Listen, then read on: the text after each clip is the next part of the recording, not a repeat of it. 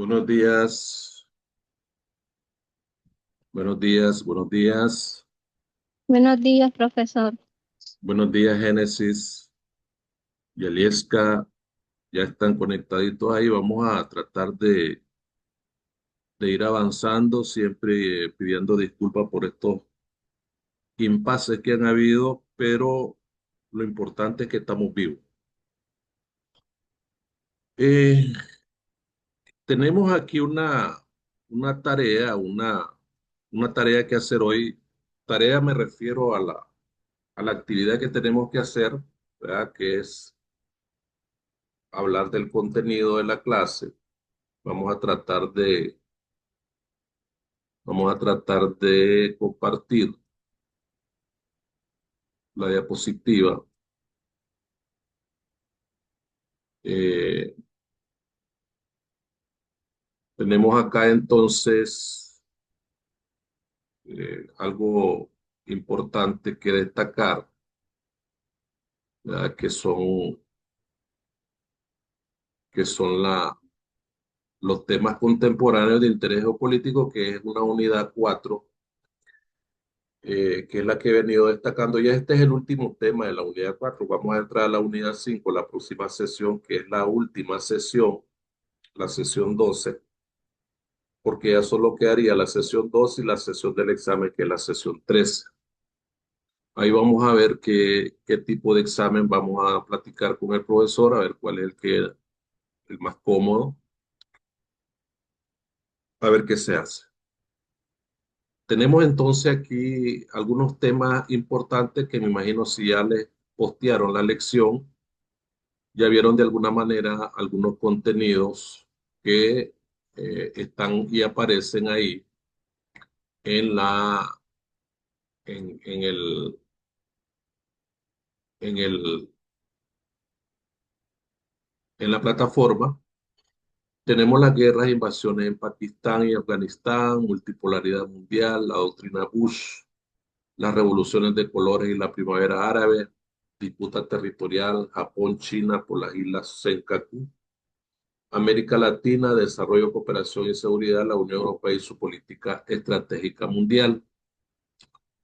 Entre algunos aspectos importantes es necesario destacar los orígenes y las consecuencias geopolíticas de estos conflictos modernos, Pakistán y Afganistán, pero aquí no es evidentemente eh, definir o subrayar solamente un conflicto Pakistán y Afganistán, sino que también esto tiene que ver con muchas circunstancias geopolíticas que se han dado a nivel de las relaciones internacionales, como lo que se está viviendo actualmente en la geopolítica internacional, ¿verdad? De distintas maneras. Hoy por hoy, pues el mundo está un poquito convulsionado, ¿verdad? Hay muchos encontronazos entre los distintos actores internacionales, los estados, los presidentes, etcétera. Los bloques regionales que existen, como la Unión Europea y todos estos bloques como los BRICS, Estados Unidos, etcétera. Entonces, no es necesariamente que en el mundo actual o contemporáneo, que es el mundo en el que vivimos, nosotros no vivimos en el mundo moderno. Muchos confunden estos términos. El mundo moderno ya pasó. En el mundo que estamos es el mundo contemporáneo, ¿verdad? Y muchos pues confunden estos términos, ¿verdad? Entonces, cuando hablamos de la parte moderna en la geopolítica, estamos refiriéndonos que esa época moderna llega ya hasta iniciada la Revolución Francesa, hasta ahí llega, pero ya estamos viviendo una época contemporánea actual, pues ahí sí se puede decir una época contemporánea actual donde hay por relevancia muchos problemas que tienen características multipolares. Se identifican actores principales que están en la línea, en la primera línea de la geopolítica. Existen centros de poder emergente en el sistema internacional, ¿verdad? Como son los BRICS. Los BRICS son el centro de poder emergente en el sistema internacional. Y se deben de evaluar algunas doctrinas de política exterior de Estados Unidos, de los países que están confrontados en la geopolítica. Tenemos la doctrina Bush, pero esta doctrina Bush es relevante allá por los años 80, ¿verdad? También hay que identificar algunos hitos históricos y legales en distintas disputas sobre algunas islas, no solamente las islas Sincaco y Diayú, sino otras islas, otros problemas territoriales que han habido en la geopolítica internacional. Entonces, eso es importante de que ustedes comprendan los principales conflictos que se han dado a nivel de las relaciones internacionales, evaluar los procesos de integración y cooperación regional y reflexionar sobre el papel de los actores globales: Estados Unidos, la Unión Europea, China y América Latina. En- Hay un espacio muy importante en esto de la geopolítica, ¿verdad? Que es destacable determinar que es básicamente la, la rivalidad que existe por el control, ¿verdad? Por el control de recursos a nivel del mundo, ¿verdad? Eso es muy importante y es por eso que se da la guerra. La guerra entre los países no es simplemente hacer una guerra, así de sencillo. La guerra entre los países es porque de alguna manera los mueve un interés geopolítico o un interés territorial, un interés económico. Por eso es que se dan las guerras, por eso es que se dan los conflictos, por eso es que se dan las desavenencias políticas entre los actores internos y externos, que por tanto tienen una consecuencia muy importante entre los que participan en ese balance de poder.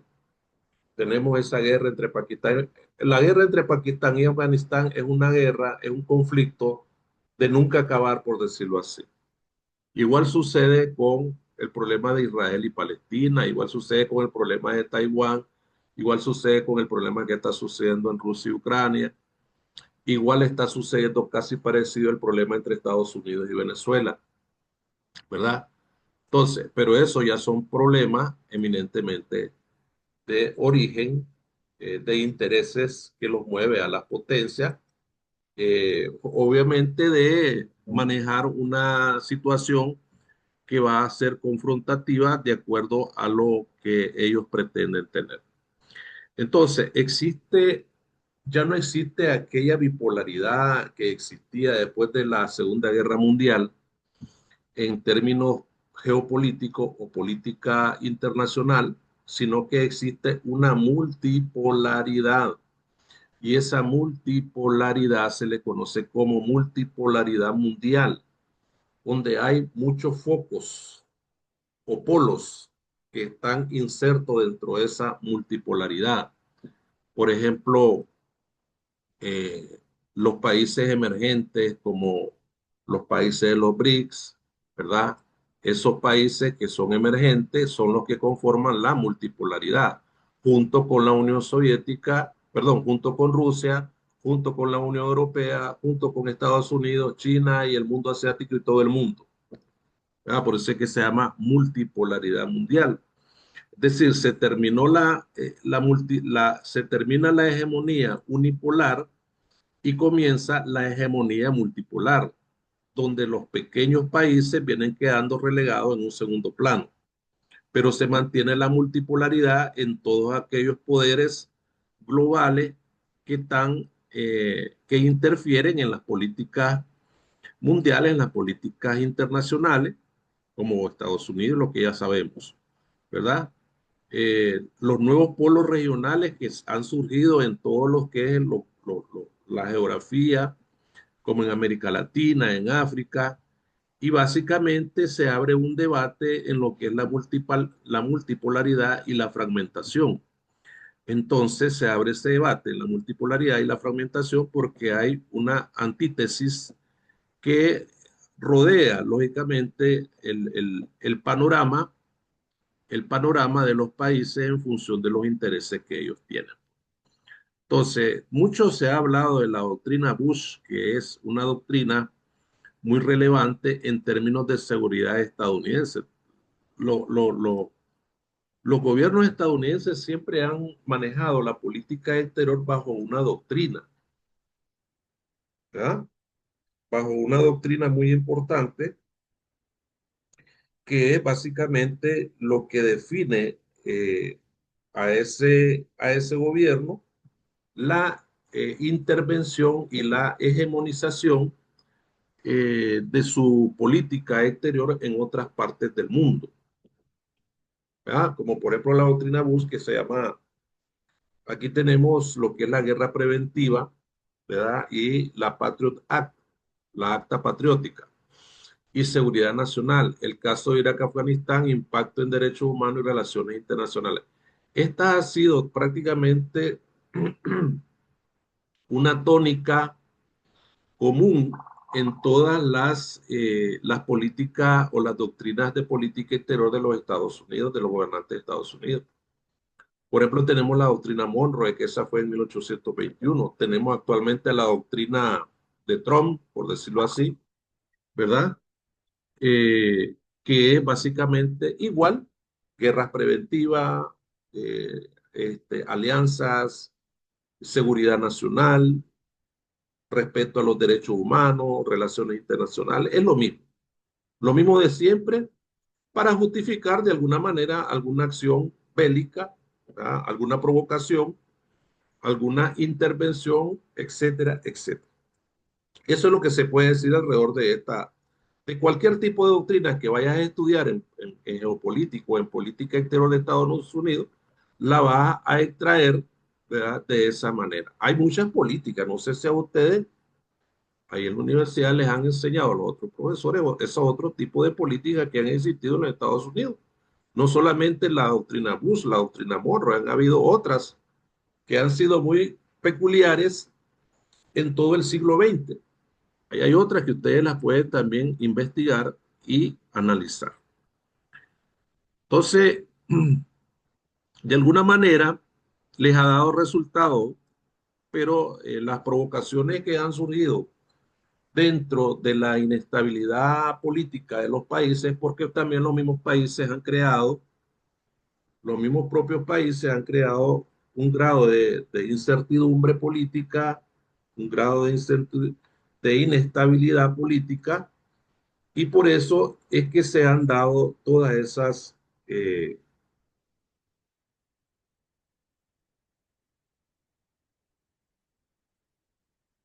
permítame, sí.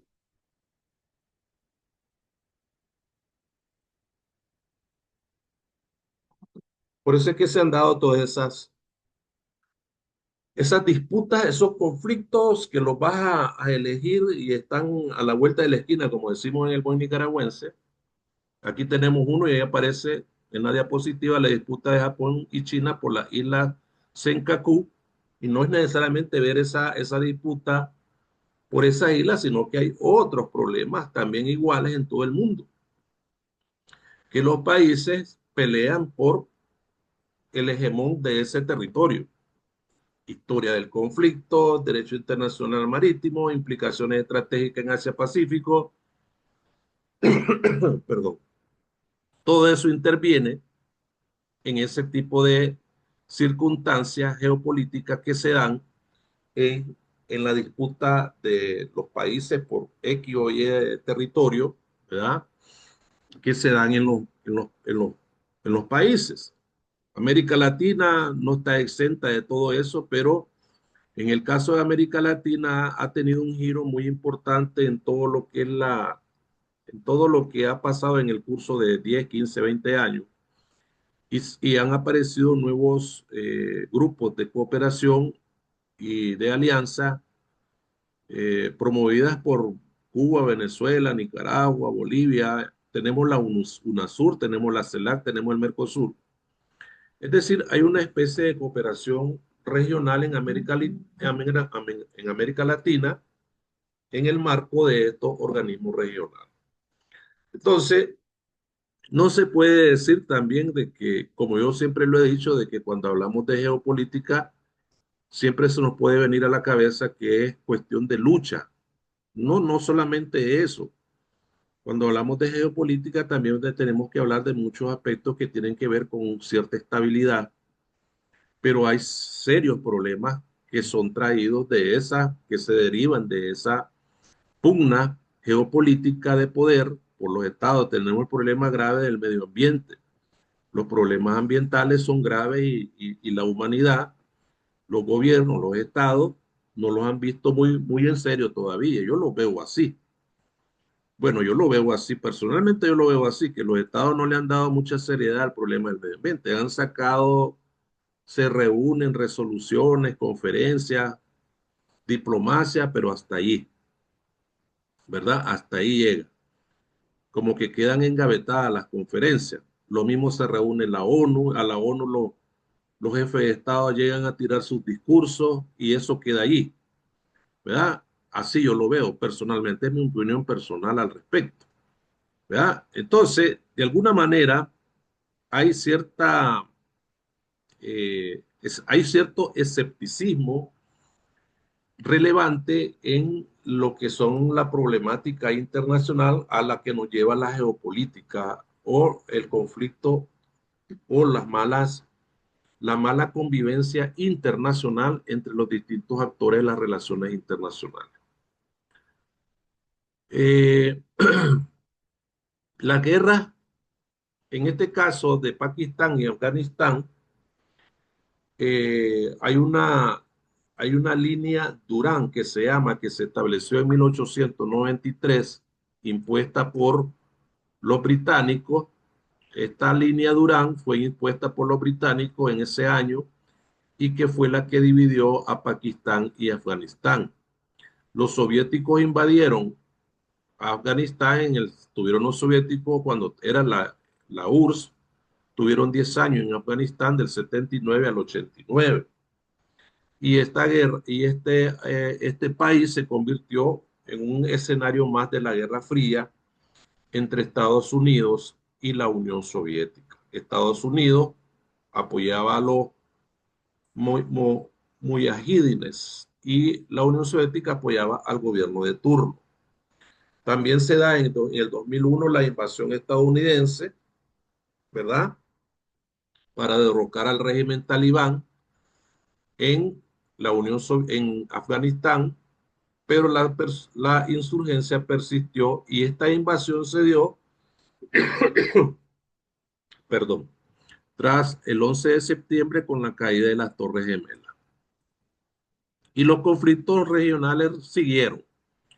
Los conflictos regionales siguieron hasta la actualidad. Hasta en este mismo preciso momento que estamos hablando, los conflictos siguen vigentes en la política internacional. Hay conflictos fronterizos, hay conflictos aduaneros, hay conflictos comerciales, hay conflictos y hasta culturales, ¿verdad? Hay conflictos incluso hasta económicos, ¿verdad? Por todo eso hay.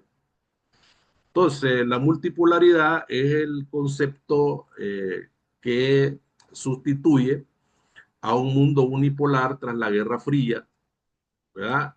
Donde Estados Unidos dominó, pero hoy han emergido nuevos polos, por eso es que se conoce como multipolaridad. Y esos polos están demostrados en los grupos de países que se han creado, como el grupo de los BRICS, lo que estaba diciendo al principio, China, etcétera.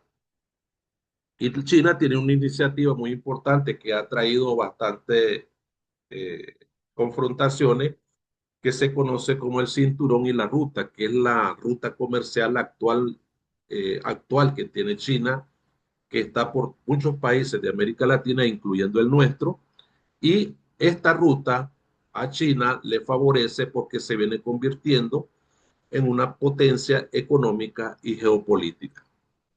Entonces, de esta manera, Volvemos también a la doctrina Bush, que es más que todo una política exterior de lo que yo les decía de Estados Unidos, tras las Torres Gemelas, la caída de las Torres Gemelas, que estaba basada en una guerra preventiva.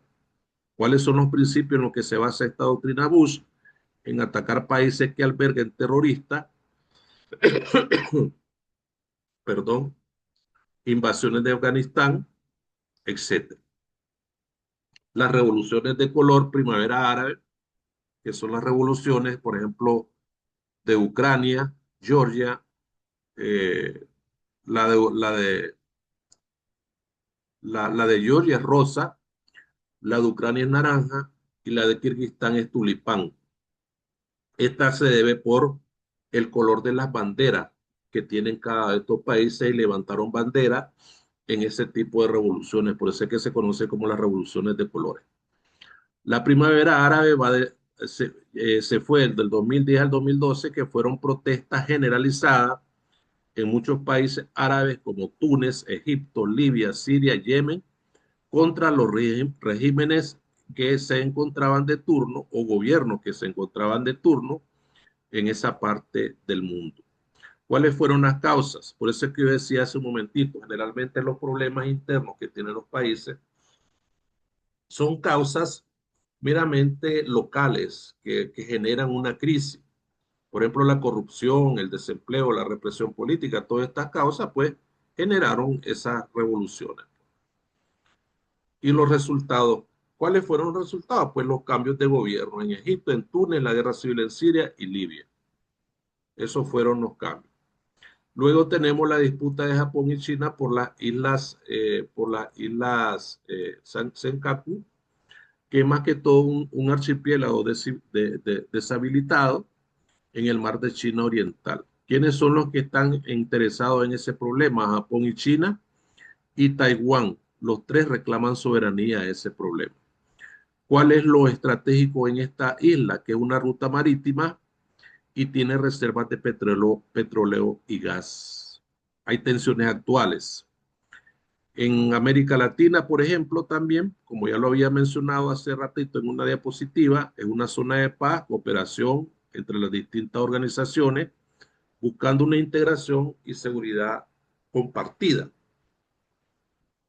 pero enfrenta desafíos muy grandes como son la violencia, que esta violencia lleva a los países latinoamericanos a invertir casi el 3,4% del PIB regional, y hay una geopolítica en este caso que es la competencia entre Estados Unidos y China por la influencia en infraestructura y comercio, ¿verdad? Eso es lo que pasa en esta parte del mundo. Entonces, eh, yo creo que vamos a tratar ustedes van a tratar de hacer un debate en la próxima clase sobre estos tres puntitos que aparecen acá. Debate: la multipolaridad fortalece o debilita la gobernanza global, ¿verdad? Vamos a hacer una especie de simulación diplomática eh, en base, si no mandé esta tarea, ¿verdad? Esta tarea en esta sesión la voy a tratar de mandar en la próxima sesión para que ustedes, creo que son 20 puntos los que acumulan en este parcial, creo yo, si no estoy equivocado, para que ustedes acumulen en el debate, ¿verdad? Una especie de simulación rápida en la clase, no una simulación como la que hicimos en el examen, sino una simulación en la clase próxima respecto a esta. No sé si le copiaron y tomaron nota de la diapositiva que aparece aquí para que vayan trabajando la simulación, ¿verdad? Van a hacer cualquier caso que no esté establecido en esta diapositiva, el que ustedes crean conveniente hacer, no necesariamente el caso de Senkaku, y una especie de simulación diplomática del Consejo de Seguridad de la ONU discutiendo problemas que están relacionados con los conflictos que acabo de mencionar, Afganistán, Siria, Venezuela, Ucrania, no necesariamente solo Afganistán o Siria, pues tienen que ustedes ser creativos y buscar cualquier tipo de caso que sea necesario traerlo al debate a la clase que viene del próximo miércoles. Espero en Dios que no tengamos otra vez estos percances técnicos y hoy por hoy pues yo lo voy dejando porque estoy un poquito afónico. Eh, Dígame, buenos días, profe. dígame. Yo soy la Sharon Zambola y Hola Karen, que sí, es un placer escucharlo. sí, es que quería presentar pues mi examen de reprogramación de la clase pasada. Em, pues no sé si me permite ¿A dónde? presentar. Ahorita. Sí, ahorita. Espéreme, vamos a ver. Pero, ¿qué le ha dicho el coordinador, Sean? Bueno, que ya podía. El miércoles mandé el trabajo en la plataforma, pero pues el miércoles no pudimos hacer la clase y nada más. Que ya pagué, entonces como que, pero o Ah, sea, ya, ya, oh, correcto, sí, la me, presentación, ajá, la ya me presentación que le dijo todo, mandé, sí, sí, sí, ok. ya me dijo todo. Voy a Ujú. esperar entonces, pero me voy a ver si me da chance porque ¿en cuánto tiempo trae? Más o menos unos 5 minutos, más o menos. Sí, por ahí, sí, Bueno, trate de hacer cuando yo, si la corto, no me culpe porque tengo que cortar para grabar, pero sí ya le voy a tomar en cuenta su exposición. ok. Puede hacerlo sin presentar nada, hable ahorita, expóngame lo que Ah, presenta. ok, ok. Pues mi caso del que les voy a hablar es entre Rusia versus Ucrania. Em, pues primeramente una breve presentación, que el caso del que les iba a presentar analiza el conflicto entre Rusia y Ucrania, centrada en la disputa territorial del Donbass y la anexión de Crimea en el 2014, agravada por la anexión, la innovación, perdón, rusa a gran escala en el 2022. Sí, Bueno, espérame, que necesito la presentación, profe. Em, em, en esta presentación tengo 5 puntos. El sí, primer punto es la causa de la raíz de la tensión, que surge principalmente entre Crimea y las regiones del este. Em, El concepto geopolítico. Bueno, lo que es el concepto geopolítico, esta teoría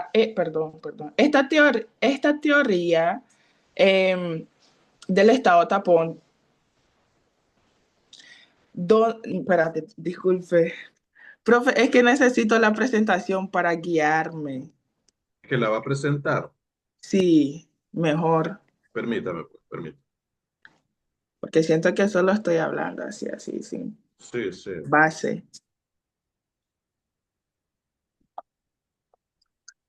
Esto. permítame.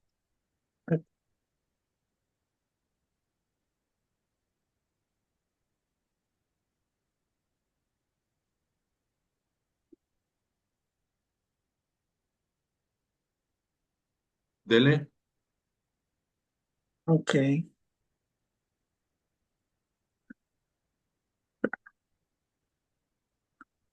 voy.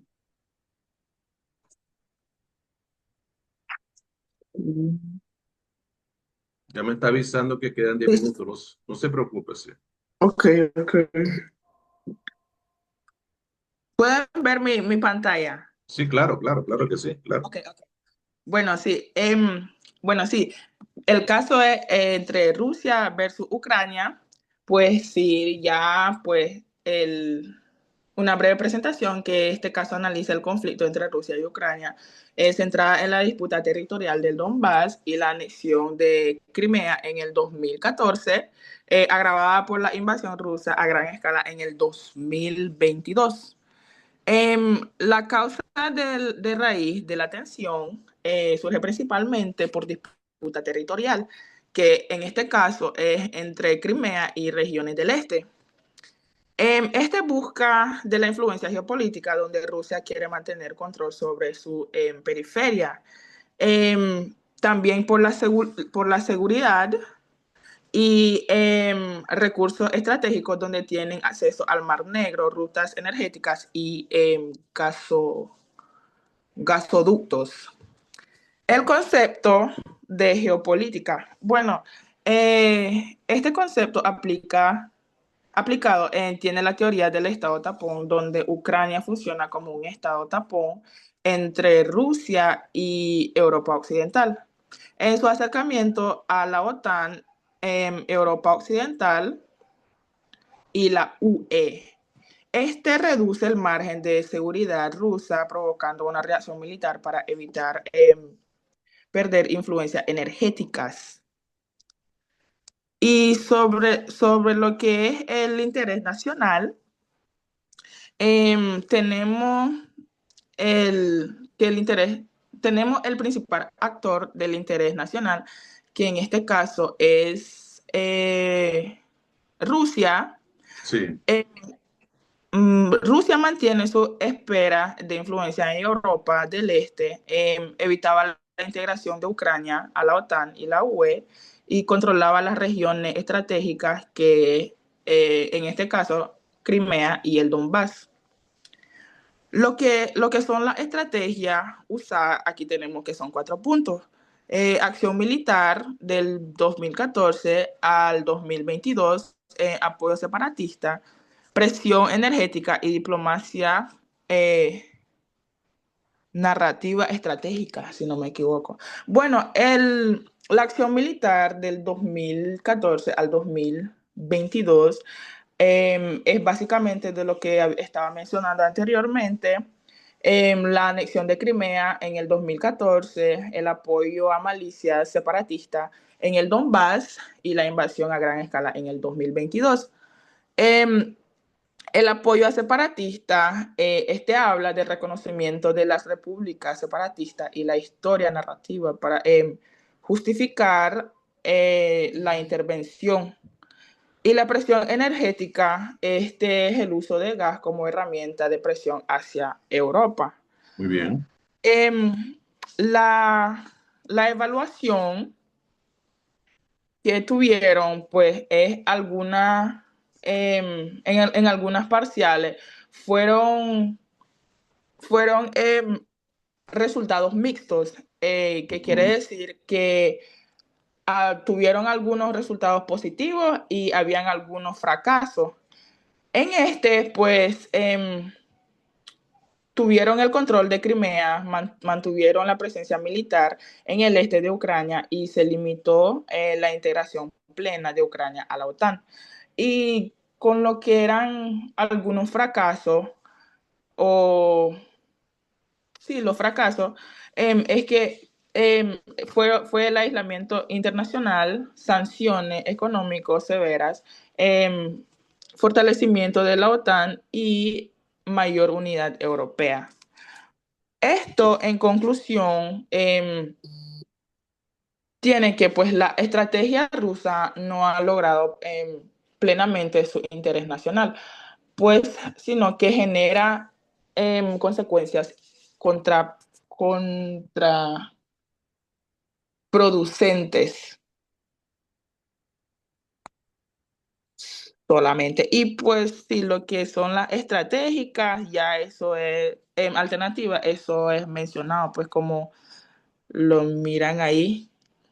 Ok, Sharon, está bien, gracias. Perfecto, puede salirse. Muchas gracias. Gracias a usted. Ok.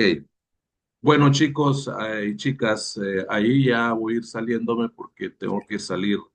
Ahí ya les mandé un mensaje al WhatsApp de lo que van a hacer el próximo miércoles. Vamos a hacer una simulación en la clase del miércoles relacionada a una reunión del Consejo de Seguridad para discutir temas relacionados a la clase de hoy, ¿verdad?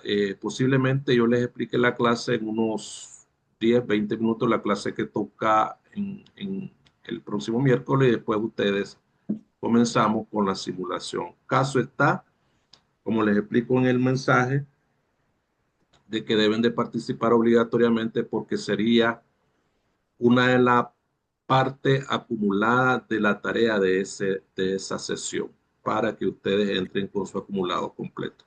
El que no participe no tendrá acumulado de su simulación, al menos solamente el material que vayan a subir, ¿verdad? Pero va a valer más la simulación que el material. Para que tomen en cuenta, ahí se los mandé al grupo y después yo les voy a mandar los roles que van a ustedes a trabajar ahí.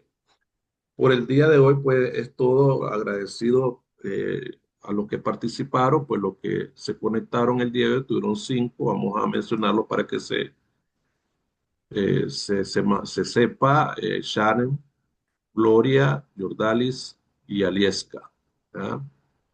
Y su servidor. Somos los que tuvimos, pues, y muchas gracias, pues. Pasen buen día, nos vemos el próximo miércoles si Dios quiere. Igualmente. Adiós, buenos días.